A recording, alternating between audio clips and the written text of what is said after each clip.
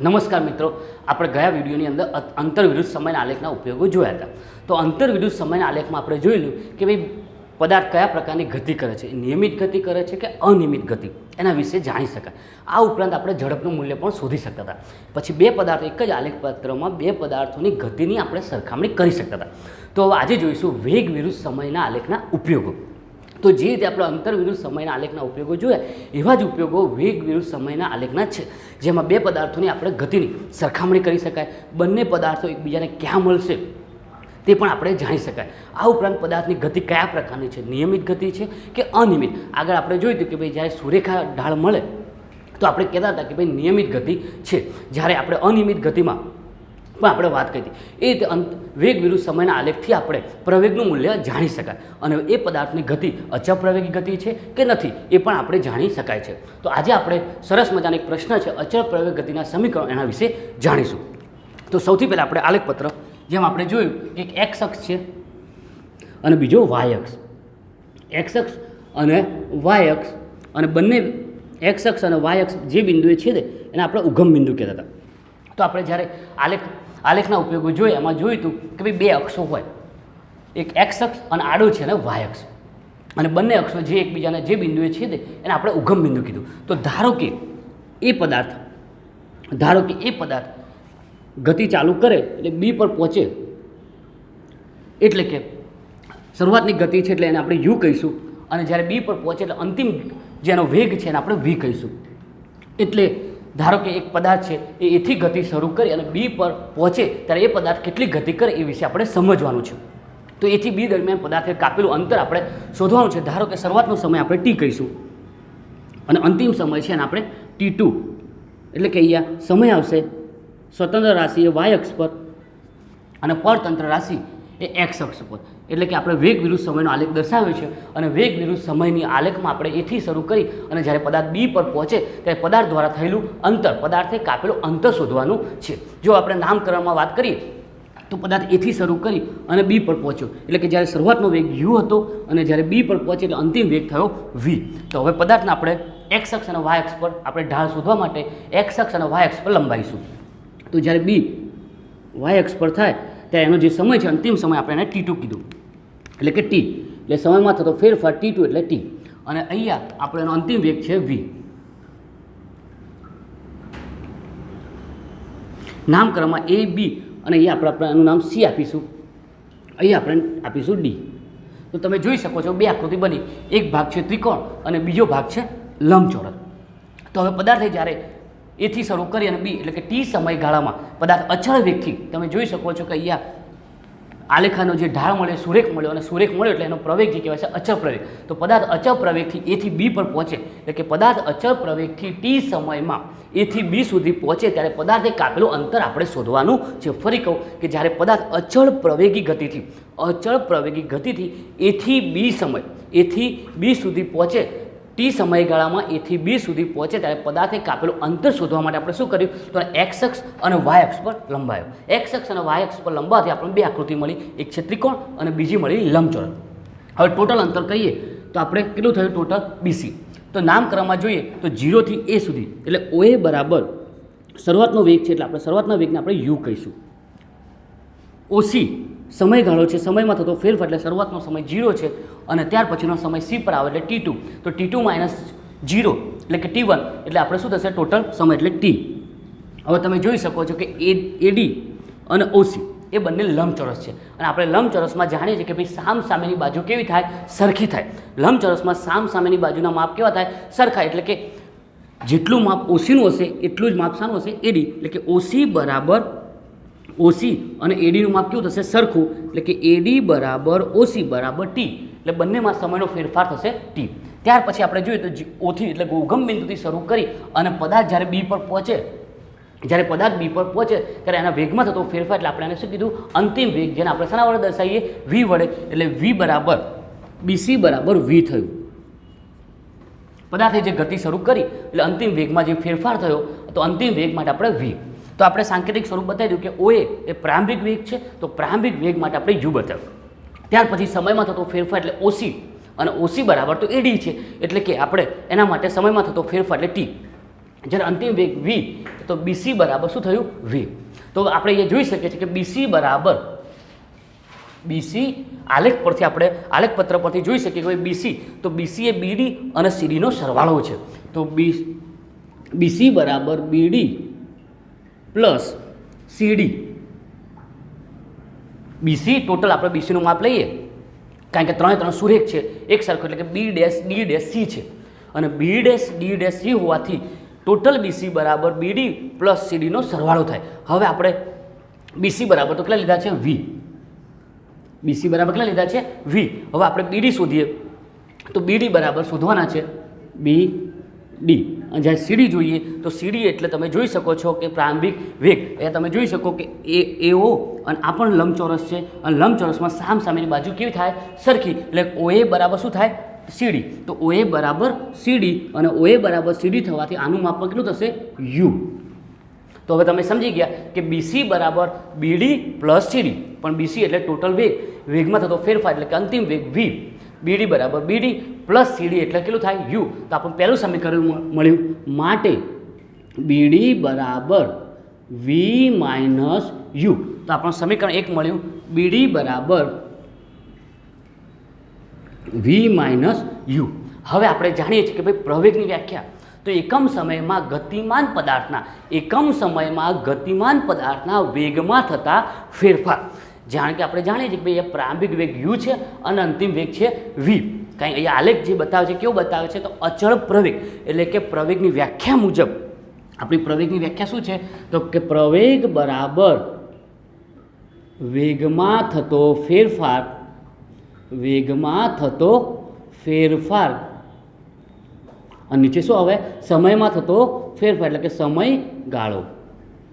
એટલે કે પ્રવેગની આપણી સંજ્ઞા હતી A અને વેગમાં થતો ફેરફાર એટલે આપણે આકૃતિમાં જોઈ શકીએ કે જ્યારે U હતો, અહીંથી આપણે શરૂઆતનો વેગ A પર જ્યારે હતું ત્યારે એનો શરૂઆતનો વેગ હતો U, અને જ્યારે એ B પર જાય ત્યારે એનો અંતિમ વેગ થાય છે V. એટલે કે વેગમાં થતો ફેરફાર એટલે કેટલો? તો કે BD. તો આપણે વેગમાં થતો ફેરફાર માટે લખીશું BD, અને સમયગાળો, તો શરૂઆતનો સમયગાળો તો 0, એટલે ઉગમ બિંદુ પર હતું ત્યારે આપણે શરૂઆતનો સમય તો 0, અને જ્યારે અંતિમ બિંદુ એટલે D પર C પર પહોંચે ત્યારે સમયમાં થતો ફેરફાર આપણે T2, એટલે શરૂઆતનો આપણે T1 કીધો અને T2 કીધું, પણ શરૂઆતનો વેગ સમય 0 હતો એટલે આપણો સમય શું થશે? T. તો A બરાબર BD અપોન T. તો આપણું સૂત્ર થયું A બરાબર BD અપોન T. હવે જો આપણે BDના સૂત્ર કરતા બનાવીએ તો માટે BD બરાબર શું થશે? AT. આને સમીકરણ નંબર 2 કહીશું. તો આપણું સમીકરણ થયું A બરાબર BD અપોન T. તો BD બરાબર AT, આને આપણે સમીકરણ નંબર શું કહીશું? બીજું. તો અહીંયા તમને BDની કિંમત મળી, BD બરાબર AT. તો હવે આપણે જોઈ શકીએ અહીંયા આપણે સમીકરણ 1ની અંદર સમીકરણ 2ની કિંમત મૂકીએ. તો સમીકરણ 2માં BDની જગ્યાએ એની જે કિંમત આવી AT એ આપણે મૂકીએ. તો સમીકરણ 2માં સમીકરણ 1ની કિંમત મૂકતા આપણે શું કરીશું? તો જે BDની કિંમત આપણે લાવવાના હતા કે BD બરાબર V માઇનસ U, હવે આપણે સૂત્રની મદદથી, એટલે કે પ્રવેગનું સૂત્ર હતું A બરાબર વેગમાં થતો ફેરફાર છેદમાં સમયમાં થતો ફેરફાર. તો અહીંયા જે વેગમાં ફેરફાર હતો કયા સમયે? તો કે B થી D દરમિયાન વેગમાં ફેરફાર થાય છે. તો એના માટે આપણે શું કીધું? BD. તો A બરાબર BD અપોન T. તો BDને જ્યારે સૂત્ર કરતા બનાવ્યા તો BD બરાબર AT. તો BDની કિંમત તમને મળી ગઈ AT. તો જે સમીકરણ 2ની અંદર BDની જે કિંમત મળી એ આપણે સમીકરણ 1માં મૂકીએ તો શું થશે? તો AT બરાબર V માઇનસ U. AT બરાબર શું થશે? V minus U. હવે આપણે Vના સૂત્ર કરતા બનાવીએ તો V બરાબર આ માઇનસ U છે, આ બાજુ આવશે તો પ્લસ, તો V બરાબર AT પ્લસ U. આ આપણું થઈ ગયું સમીકરણ નંબર 3, જેમાં અચળ પ્રવેગ ગતિનું આપણને પહેલું સમીકરણ મળ્યું V બરાબર AT પ્લસ U, અથવા તમે આવું પણ બોલી શકો V બરાબર U પ્લસ AT. તો અચળ પ્રવેગ ગતિના જે સમીકરણ હતા એમાં પહેલું સમીકરણ આપણને મળી ગયું, જેમાં Vને તો V બરાબર AT પ્લસ U. તેના માટે આપણે શું કર્યું? તો સૌથી પહેલાં તો આપણે BC જે આલેખપત્રમાં આપેલું છે તો કે BC એટલે કે B dash D dash C છે. B dash D dash C એટલે કે સુરેખ હોવાથી BC બરાબર BD પ્લસ CD લીધું. હવે આપણે BCની કિંમતો જાણીએ છીએ કે ભાઈ BC બરાબર શું થાય? તો કે V. તો એ મૂક્યું તો V બરાબર BD પ્લસ U. ત્યાર પછી આપણે શું કર્યું કે બીડીને સૂત્રણ કરતા બનાવ્યો, તો બીડીને સૂત્રણ કરતા બનાવ્યો તો બીડી બરાબર વી માઇનસ યુ, એને આપણે શું કીધું સમીકરણ નંબર 1. ત્યાર પછી પ્રવેગની વ્યાખ્યા હતી કે પ્રવેગ એ બરાબર વેગમાં થતો ફેરફાર અને સમયગાળો, તો સમયગાળો એટલે ટી, તો એ બરાબર બીડી અપોન ટી. ત્યાર પછી આપણે બીડીને સૂત્રણ કરતા બનાવ્યો તો બીડી બરાબર શું આવ્યું એટી, તો સમીકરણ 2ની કિંમત આપણે સમીકરણ 1માં બીડીની જગ્યાએ મૂકી, તો બીડીની જગ્યાએ મૂકવાથી આપણું થયું એટી બરાબર વી માઇનસ યુ. હવે વી બરાબર એટી પ્લસ યુ. હવે જો આપણે બોલવું હોય તો આપણે આ રીતે પણ બોલી શકીએ કે વી બરાબર યુ પ્લસ એટી, આપણે અચળ પ્રવેગ ગતિના સમીકરણનું પહેલું સૂત્ર. ત્યાર પછી આપણે શોધવાનું શું છે તો કે આપણે શોધવાનું એ છે કે જ્યારે કોઈ પદાર્થ એથી શરૂ કરી અને બી સુધી અચળ પ્રવેગી ગતિ કરે તો એ દરમિયાન થયેલો પદાર્થે કાપેલું અંતર શોધવાનું છે. અહીં આપણે અંતર શોધ્યું નથી, તો આપણે અંતર શોધવા માટે આપણે જાણી શકીએ છીએ કે સમક્ષેત્રનો ઉપયોગ કરીશું. સમક્ષેત્રનો એટલે મતલબ કે અહીંયા આપણી જોડે બે આકૃતિઓ છે. પહેલી આકૃતિ છે ત્રિકોણ અને બીજી છે લંબચોરસ. તો આ બંનેના ક્ષેત્રફળનો સરવાળો કરીશું એટલે પદાર્થ એથી બી પર પહોંચે, પદાર્થ એથી બી પર પહોંચે ત્યારે એ દરમિયાન પદાર્થે કાપેલું અંતર આપણે શોધી શકીએ છીએ. તો પદાર્થે કાપેલું અંતર શોધવા માટે આપણે શું કરીશું, સમક્ષેત્રનો ઉપયોગ કરીશું.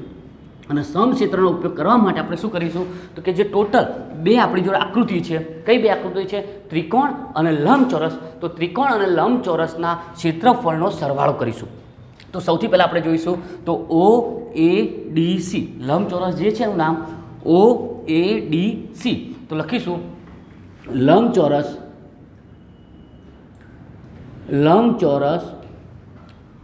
OAD અને સીનું ક્ષેત્રફળ.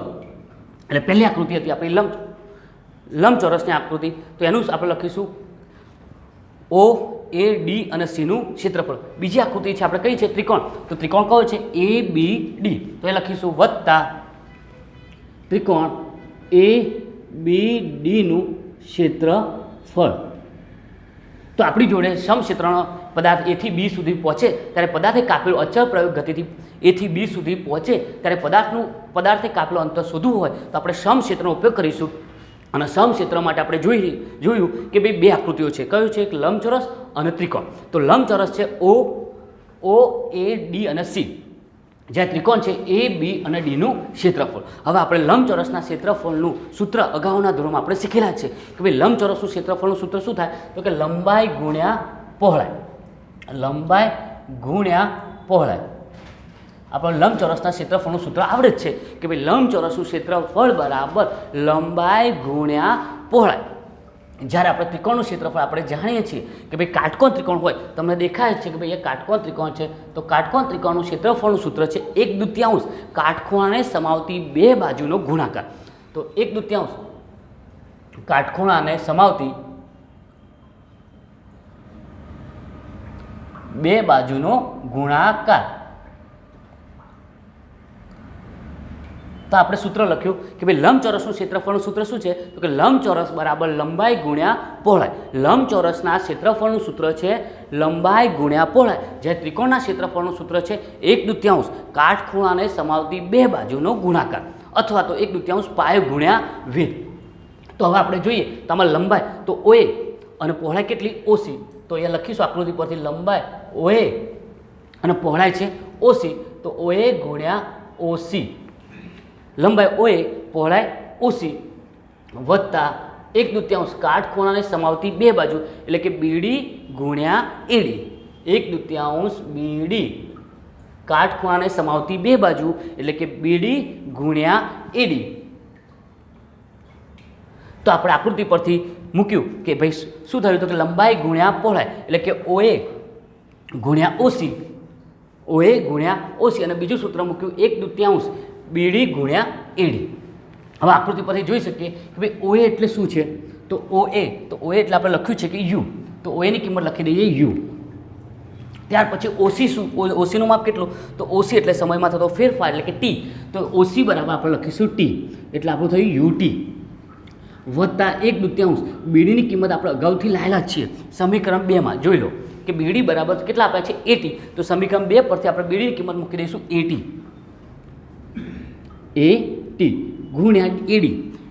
ગુણ્યા AD એટલે AD આપણે જોઈ શકીએ છીએ AD. તો આપણે જોયું છે કે ભાઈ AD બરાબર તો શું થાય તો કે OC, એડી બરાબર શું થાય ઓસી, અને ઓસીની કિંમત કેટલી છે ટી, તો આપણે કિંમત મૂકી દઈશું, તો એડીની જગ્યાએ મૂકીશું ટી. તો હવે આપણું સૂત્ર થઈ ગયું કે યુટી પ્લસ 1/2 એટી સ્ક્વેર. તો આપણું સૂત્ર, બીજું સૂત્ર આવી ગયું એસ અચળ પ્રયોગ ગતિના સમીકરણનું બીજું સૂત્ર એસ બરાબર યુટી પ્લસ 1/2 એટી સ્ક્વેર. આને આપણે સમીકરણ નંબર 4 કહીશું. તો ચોથું સૂત્ર આપણું થયું એસ બરાબર યુટી પ્લસ 1/2 એટી સ્ક્વેર, અને અચળ પ્રયોગ ગતિના સમીકરણનું બીજું સૂત્ર. પહેલું સૂત્ર હતું વી બરાબર યુ પ્લસ એટી, બીજું સૂત્ર હતું એસ બરાબર યુટી પ્લસ 1/2 એટી સ્ક્વેર. હવે આ સૂત્ર કેવી રીતે લાયા, તો આપણે ફરી એકવાર જોઈ લઈએ કે ભાઈ જ્યારે પદાર્થ એ થી બી સુધી અચળ પ્રવેગ ગતિથી, એ થી બી સુધી જ્યારે કોઈ પદાર્થ ટી સમયગાળાએ, એ થી બી સુધી જ્યારે કોઈ પદાર્થ ટી સમયગાળે અચળ પ્રવેગ ગતિથી ગતિ કરે ત્યારે પદાર્થે કાપેલું અંતર શોધવું હોય તો અંતર શોધવા માટે આપણે સૌથી પહેલાં શું કર્યું, તો સમક્ષેત્રનો ઉપયોગ કર્યો. તો સમક્ષેત્ર એટલે કે અહીંયા બે આકૃતિઓ દેખાય છે. એક આકૃતિ લંબચોરસ છે અને બીજી છે ત્રિકોણ. તો આ બંનેના ક્ષેત્રફળનો સરવાળો કર્યો. તો પહેલું હતું AOCD, લંબચોરસ AOCD એનું ક્ષેત્રફળ શોધ્યું, વત્તા ત્રિકોણ ABDનું ક્ષેત્રફળ શોધ્યું. હવે લંબચોરસના ક્ષેત્રફળનું આપણે સૂત્ર જાણીએ છીએ કે ભાઈ લંબચોરસનું ક્ષેત્રફળ બરાબર લંબાઈ ગુણ્યા પહોળાઈ, અને વત્તા ત્રિકોણના ક્ષેત્રફળનું સૂત્ર છે 1/2 પાયો ગુણ્યા વેધ, અથવા તો 1/2 કાટખૂણાને સમાવતી બે બાજુનો ગુણાકાર. તો લંબાઈ એટલે આકૃતિ પરથી આપણે જોયું OA ગુણ્યા OC, લંબાઈ ગુણ્યા પહોળાઈ, અને 1/2 કાટખૂણાને સમાવતી બે બાજુ એટલે અહીંયા તમે જોઈ શકો આયરો કાટખૂણો એને સમાવતી બે બાજુ એટલે BD અને AD. અહીંયા તમે AO અને OC લીધું, અને ત્યાર પછી અહીંયા તો OA બરાબર, તો આપણે આકૃતિમાં જોઈ શકીએ એ પ્રમાણે OA બરાબર તો શું છે U, અને OC એટલે સમયમાં થતો ફેરફાર, સમયમાં થતો ફેરફાર એટલે T. ત્યાર પછી તો 1/2 BD, BDની કિંમત આપણે સમીકરણ 2 પરથી મૂકી કે BD બરાબર 80. બીડીની કિંમત આપણે ક્યાંથી મૂકી, સમીકરણ 2માં જોયું આપેલું જ છે કે BD બરાબર 80. આપણે અગાઉ જ શોધી લાયા હતા કે BD બરાબર શું થાય 80. AD એટલે તમે જોઈ શકો લંબચોરસ સામસામે બાજુ સરખી થાય એટલે કે AD બરાબર તો શું થાય OC, અને OCનું માપ આપણને ખબર છે કે T.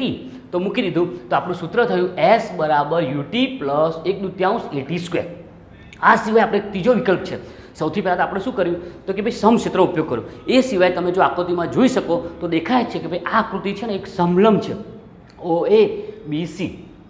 આ આકૃતિ એક સમલંબ છે, તો OABC તો આપણે સમલંબ ચતુષ્કોણનો ઉપયોગ કરીને પણ અંતર શોધી શકીએ. તો આપણે ત્રીજી મેથડ એટલે કે અચળ પ્રયોગ ગતિનું ત્રીજું સમીકરણ શોધવા માટે આપણે શું કરીશું, જુઓ પહેલાં આપણે આલેખપત્રનો ઉપયોગ કરી અને એક સમીકરણ લાવ્યા. ત્યાર પછી આપણે શું કર્યું, તો કે સમક્ષેત્રનો ઉપયોગ કરી અને બીજું સમીકરણ લાવ્યા. ત્યાર પછી આપણે શું કરીશું, તો કે આપણે આકૃતિમાં જોઈ શકીએ છીએ કે ભાઈ OABC એ સમલંબ ચતુષ્કોણ છે, અને સમલંબ ચતુષ્કોણના ક્ષેત્રફળ પરથી પણ આપણે A થી B સુધીનું અંતર શોધી શકીએ છીએ. તો આપણે સમલંબ ચતુષ્કોણનો ઉપયોગ કરી અને શોધીએ. તો સમલંબ ચતુષ્કોણ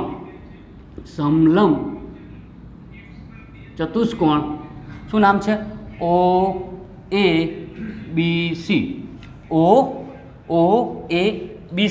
તો સમલંબ ચતુષ્કોણ OABCનું ક્ષેત્રફળ. તો આપણે ટોટલ અંતર શોધવું હોય તો આપણે ત્રીજો વિકલ્પ લીધો કે સમલંબ ચતુષ્કોણનું ક્ષેત્રફળ. તો S બરાબર, હવે સમલંબ ચતુષ્કોણના ક્ષેત્રફળનું સૂત્ર આપણે કદાચ યાદ હશે કે ભાઈ 1/2 બે સમાંતર બાજુનો સરવાળો. 1/2 અગાઉના ધોરણમાં આપણે શીખી ગયા કે ભાઈ સમલંબ ચતુષ્કોણના ક્ષેત્રફળનું સૂત્ર છે S બરાબર કાપેલો અંતર એટલે S. તો S બરાબર 1/2 બે સમાંતર બાજુનો સરવાળો ગુણ્યા લંબ અંતર. હું અહીંયા લખું છું કે 1/2 બે સમાંતર બાજુનો સરવાળો ગુણ્યા લંબ અંતર.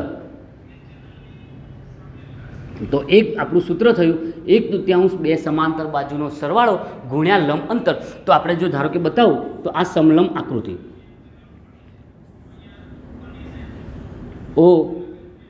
OABC. તો આપણે જોઈ શકીએ ભાઈ આની બે સમાંતર બાજુ કઈ, તો OA અને BC. એ જ રીતે અહીંયા જોઈ શકો તો સમાંતર બાજુ એક OA અને બીજી છે BC. તો તો આ થઈ બે સમાંતર બાજુનો સરવાળો ગુણ્યા લંબ અંતર. તો અહીંયા OABCનું જો આપણે ક્ષેત્રફળ શોધવું હોય તો સમલંબ ચતુષ્કોણના ક્ષેત્રફળનું સૂત્ર છે બે સમાંતર બાજુનો સરવાળો ગુણ્યા લંબ અંતર. તો આકૃતિમાં જોઈ શકીએ કે ભાઈ OA અને BC કેવું છે, એકબીજાને સમાંતર. તો OA અને BC એકબીજાને સમાંતર હોવાથી આપણે શું થશે, તો 1/2 એ લખીશું OA પ્લસ BC, બે સમાંતર બાજુનો સરવાળો. અને ત્યાર પછી લંબ અંતરની વાત કરીશું તો લંબ અંતર છે AD. તો લંબ અંતર લખીશું ગુણ્યા AD. તો બે સમાંતર બાજુનો સરવાળો ગુણ્યા લંબ અંતર એટલે કે AD. એટલે એ જોઈ શકો OA BC અને લંબ અંતર લીધું AD.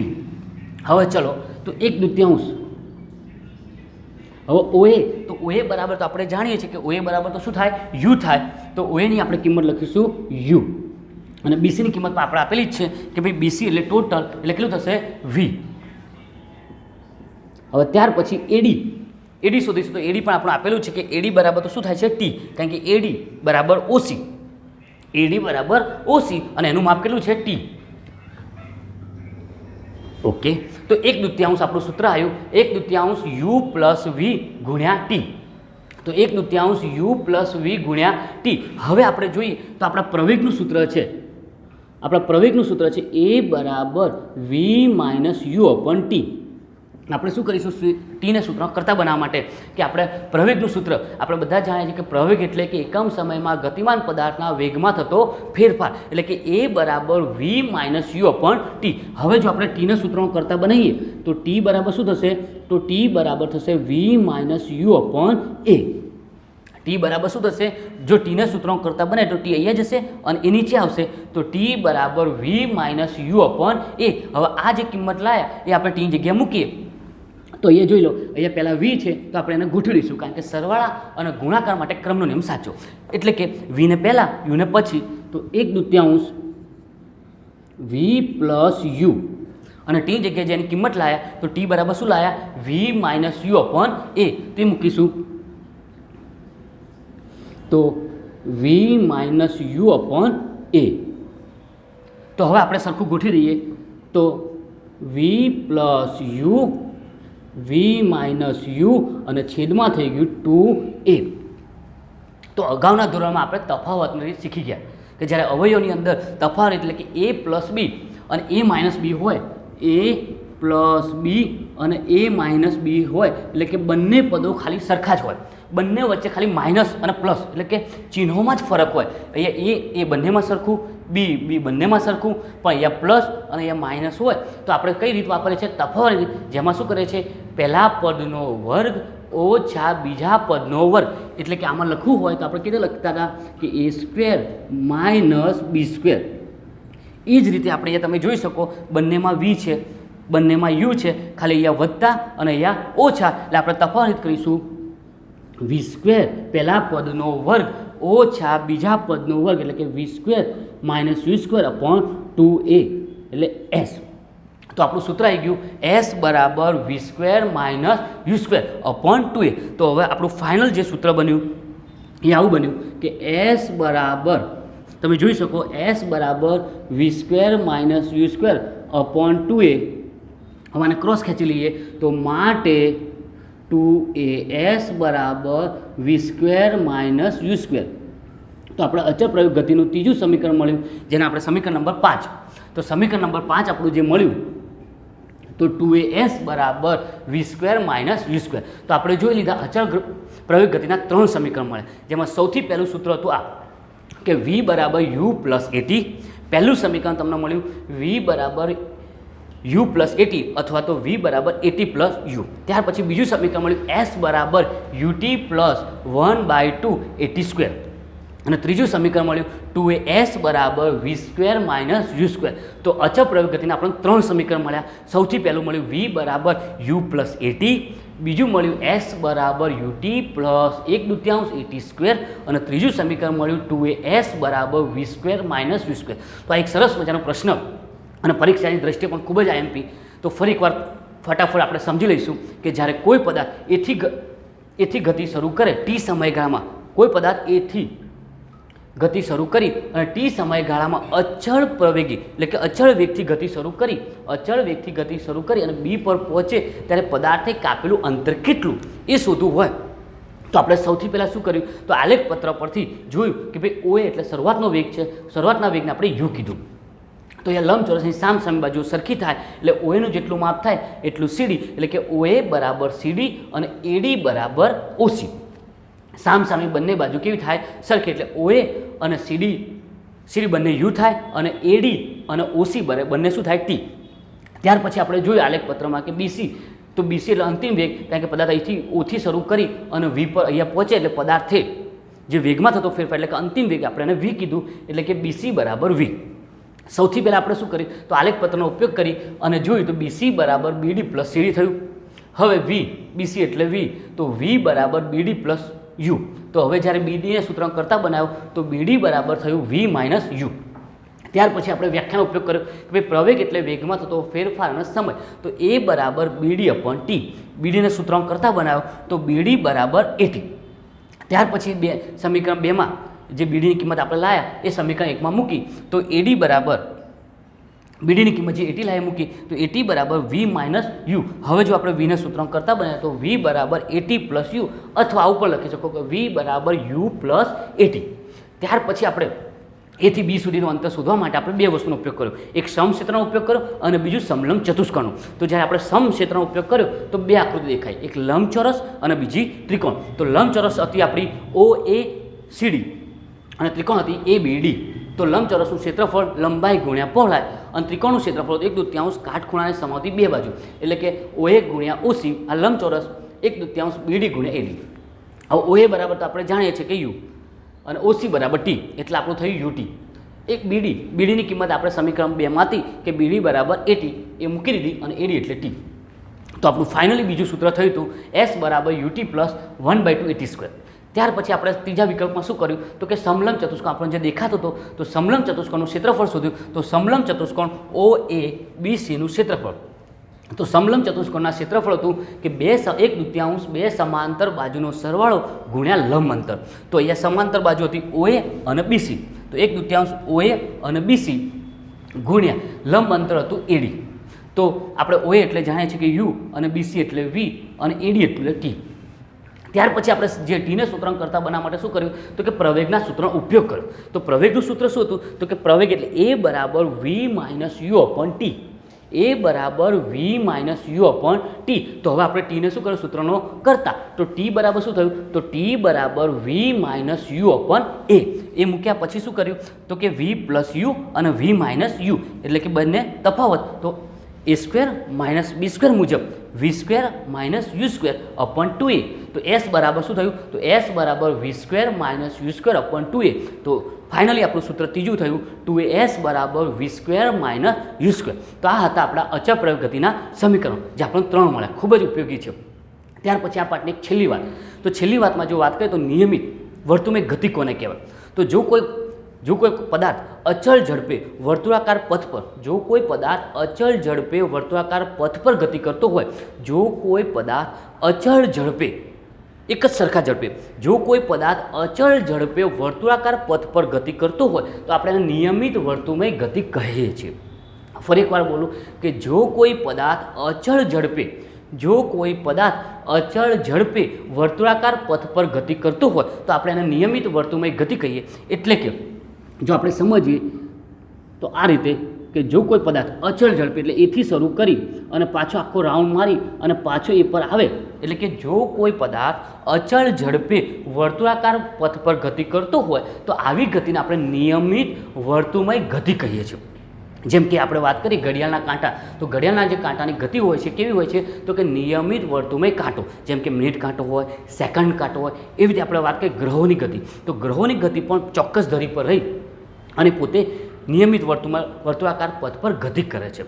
તો ગ્રહોની ગતિ પણ આપણે જોઈ, ઘડિયાળના કાંટાની પણ ગતિ જોઈ, તો પંખાની ગતિ જોઈ શકીએ. તો આ જે બધી ગતિ છે કેવી છે તો કે નિયમિત વર્તુળાકાર ગતિ કે જે ચોક્કસ માર્ગ પર અચળ ઝડપે જો કોઈ ગતિમાન પદાર્થ અચળ ઝડપે વર્તુળાકાર પથ પર ગતિ કરતો હોય તો એને આપણે કેવી ગતિ કીધી નિયમિત વર્તુળમય ગતિ. અને એનું સૂત્ર શોધવું હોય તો આપણે જાણીએ છીએ કે ભાઈ ઝડપ બરાબર ઝડપ બરાબર નિયમિત વર્તુળમય ગતિ માટે તો ઝડપ બરાબર આપણે જાણીએ પ્રમાણે અંતર ભાગ્યા સમય. અંતર ભાગ્યા સમય. તો જો કોઈ પદાર્થ અચળ ઝડપે વર્તુળાકાર પથ પર ગતિ કરતો હોય તો આપણે જાણીએ તો કે જો કોઈ પદાર્થ એથી શરૂ કરીને પાછો એ પર આવે, જો કોઈ પદાર્થ એથી શરૂ કરી અને આખો એક ચક્કર પૂર્ણ કરી અને પાછો એ પર આવે ત્યારે પદાર્થે કાપેલું અંતર કેટલું કહેવાય? તો કે એક પરિઘ જેટલું. પદાર્થે કાપેલું અંતર કેટલું કહેવાય? એક પરિઘ. અને પરિઘનું સૂત્ર આપણે જાણીએ પ્રમાણે 2πr થાય. એક પરિઘ એટલે કેટલું થાય? 2πr. અને સમય માટે આપણે સૂત્ર મૂકીએ t. તો નિયમિત વર્તુળમય ગતિનું ઝડપ શોધવાનું સૂત્ર થઈ ગયું કે ઝડપ બરાબર નિયમિત વર્તુળમય ગતિના ઝડપ શોધવાનું સૂત્ર થઈ ગયું ઝડપ બરાબર 2πr/t. તો આ સાથે આપણે આ પાઠના મોટાભાગની થિયરી પૂરી થાય છે.